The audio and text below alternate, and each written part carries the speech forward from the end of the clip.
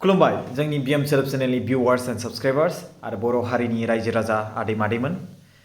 गासैखौबो आंनि गोसो गोरबोनिफ्राय खुलुमहरनाय थाबाय। रायजो राजाफोर 100 जौखोन्दो नङा होमबा 100 जौखोन्दो माने 110 जौखोन्दो सोर बुंनायमोन जे बड'लेण्ड मोना बड'लेण्ड जाया? सोर बुंनायमोन बड'लेण्ड एरिया बाराया? बेफोरो फेक थगायना जाबाय बड'लेण्ड फानबोबाय हेनटेन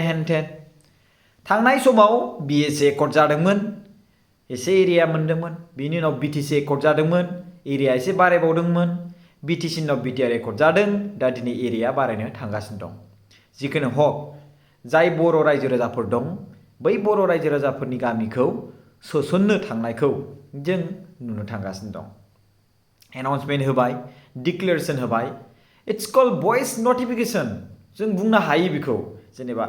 खायसे मानसिफ्रा बुंदों रिटेन मोनबासो जागोन मा होनोमोनलाय अर्डार मोनबासो जागोन ओरै एसेम्ब्लियावहाय बिल जानांगौ मा जानांगौ हेनटेन स' बायदिसिना बेफोर 2024 इलेक्सननि थाखाय बायदिसिना हेनटेन बुंदों आरोना रायजो राजाफोर जोंनि बिटिआर एकर्डआ 2020 मायथाइयाव जाना थांबाय दिनै 28 जानुवारि आरो लोगोसे मैयानि जे थांनाय दिन बे बिटिआरनि पिस एकर्ड डेमोन स' बयनिसिमबो गोसो गोरबोजों अननाय आरो सिबिनाय जासिहरबाय आरो आं फेसबुकआव होखादोंमोन स' फिन अब्लाबो आं बुंबावनोसै बिटिआर एकर्ड डेनि माने बिटिआर डे माने एकर्ड डेनि सिगांनो आगोलनो 26 जानुवारियावहाय रिपाब्लिक डेआव एनाउन्समेन्ट होबाय स' सासे चिफ मिनिस्टारा बयनिबो सिगाङाव मिडियानि सिगाङाव आरो लोगोसे इन्डियान एबा भारत हादरनि फ्लेग नङा होमबा बेनि सिङाव थानानै बिथाङा बेयाव मिसा बाथ्रा बुंनो हाया रायजो राजाफोर आरो बिथांनि गावनि गादि गावनि सिट बेफोरनि मान सन्माननि खोथा थायो स' बेखौ लानानै जे दा रिटेन नटिफिकेशन गैया हेनटेन गैया होननानै बायदिसिना बाथ्रा बुंनानै नोंथांमोना रायजो राजाफोरखौ ब्लाइन्डलि आरो माने लामाखौ बेलेग फारसेथिं लांहोनो सानब्लाबो नोंथांनि खुगानि नुकसान नोंथांनि मेलेम माथा मारिनायनि नुकसान जागोन आं बेखौ सानहरो मानो होनोब्ला जेसेबांखिनि एकर्ड जाबोदों बिएसि बिटिसि बेफोरखौ नोंथांमोना नुबोदों जानांगौ माखासे साक्सेस जाबोखादोंआनो गोबाङानो दा दिनै बिटिआर एकर्डखौबो भारत हादरा साक्सेस खालामगोन नोंगौ थारैनो बाथ्राया बेनो जे बिटिआर एकर्डखौ साक्सेस खालामनो थाखाय मानाव गेदेर प्रमद बर' सारा गोबां नाजादों लरेन्स इस्लारि सारा गोबां नाजादों दिपेन बर' सारमोना गोबां नाजादों इउजि ब्रह्म सारमोना बिराद नाजादों गबिन्द चन्द्र बसुमतारी सारमोना गोबां नाजादों रनजित बसुमतारी सारमोना गोबां नाजादों गोबां बर' हारिनि दैदेनगिरिफोरा बिनि सायाव नाजादों जायफोर पलिटिक्सआव दङ बिथांमोनहा माखासे चान्स मोननायावहाय बाथ्राखौ बुङो ओरै थेरै हेनटेन नाथाय बिथांमोना जुदि गोरोन्थि जायोबा बिथांमोना बुंगोन जे पलिटिक्स राजनितिक बुंनो गोनां जायो उफाय गैया बिदि होननानै सनस्लिमफिनगोन रायजो राजाफोर नाथाय नोंथांमोननि गोसोखौ जे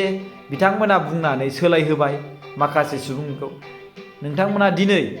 माखासे नैबे डिक्लेरेसनखौ मोननायनि उनावहाय नोंथांमोना मा सानखो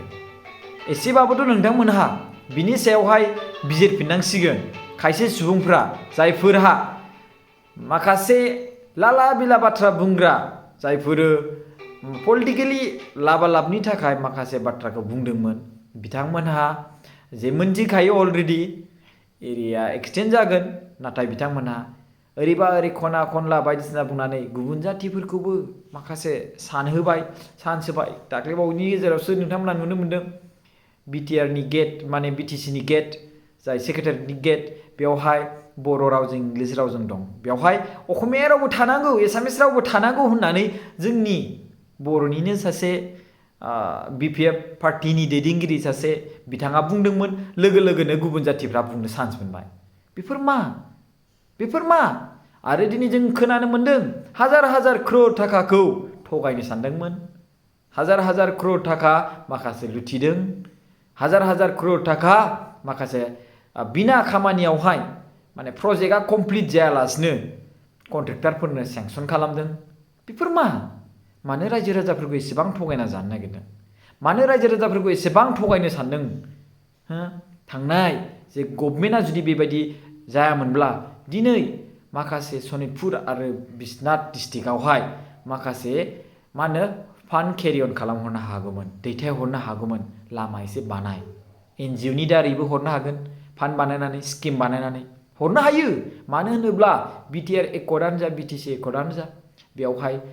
मोनसे फान्डफोरखौ बहा बाहायनो बहा मानो बेखौ सेंसन खालामनो थाखाय जों फाइनान्सियेलि जि रांखौ बाहायनाय बेखौ जों मोन्थाय दङ राइट्स दङ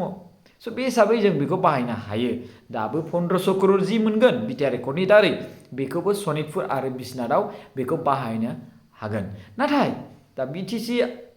BTRआव हाबखासिगोनानो BTC बा BTRआव हाबखासिगोनानो जि सनितपुर आरो बिश्वनाथ डिस्ट्रिक्ट स' बिथिंजायहाय माखासे जि 1500 एबा 1500